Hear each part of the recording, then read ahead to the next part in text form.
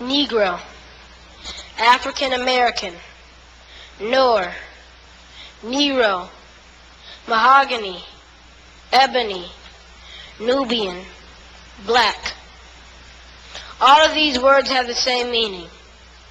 Negro is a Spanish noun, descendant of the word Niger, meaning black. Somewhere in history, it was translated to the N-word by those who referred to us as economically, politically, or socially disenfranchised. Instead of the kings and queens, princes and princesses that we really are. We are descendants of the continent of Africa. Countries like Niger and Nigeria hold our rich heritage. Unfortunately, this misinterpretation of our heritage has been perpetuated among our own race. Rather than obliterate this disrespectful term, we have adopted it as a cultural phrase. You've heard it. What's up, my N-word? Or maybe you said it. Get out of my face, N-word. So why have we taken this word to use it in our everyday language to communicate to or about ourselves? Let me dispel the myth. As a people, we are neither economically, politically, nor socially disenfranchised. 56 years after the Emancipation Proclamation, there was an emergence of blacks who capitalized on their God-given talent. Embodied with the character of self-dedication, they joined together to make a new movement, the New Negro Movement to be exact. And if this name doesn't ring a bell, then you might be more familiar with the Harlem Renaissance, a band of writers, actors, musicians, poets, and inventors came together for a new beginning. This explains Renaissance, which means reborn. People like Jasbo Brown, the name synonymous with the introduction of jazz, Duke Ellington, a jazz musician, Marcus Garvey, a civil rights activist, and Langston Hughes, a poet laureate. So who you calling the N-word?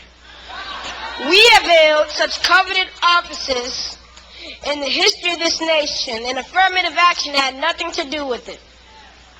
According to the definition, an N-word will never be a lawyer, a doctor, or a teacher, yet many African Americans thrive in these industries. We have held such esteemed offices as chairman of the FCC like Michael Powell, Joint Chiefs of Staff like his father Colin Powell, Commander-in-Chief of the United States of America like President Barack Obama. Oprah Winfrey would never have the success she's experienced or the distinction of being the richest woman in America if she had allowed a termination from her job to economically disenfranchise her. Instead, her presence is required in the most elite social and political domains. So I'm sending a message to everyone who knowingly or ignorantly uses this word to describe our people. Whether you're a gangster rapper who uses it to communicate with your boys, or someone who looks down on those of us who haven't got a college education. Whatever the case, it's time to discontinue the use of this word. It is implausible that 40 years after the assassination of Dr. Martin Luther King Jr., that we still use this word that holds no worth in our lives or our future. So I'm petitioning you to join me in deleting this word from our vocabulary as a people, as a nation, and the world. I'd like to add a stanza to James Weldon Johnson's Lift Every Voice.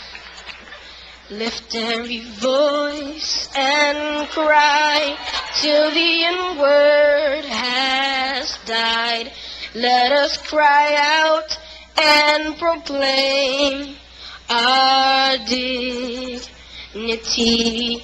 Although we may be free, gloom still hangs over we who used the word that made our fathers sigh.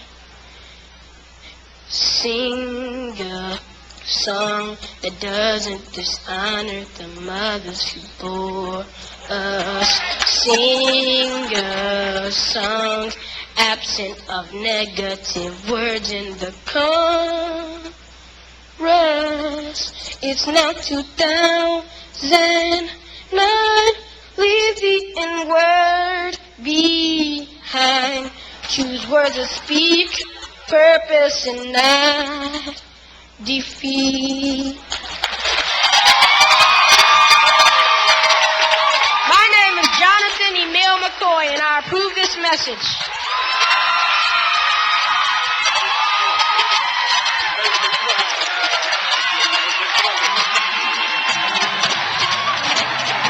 Come on, give God some praise.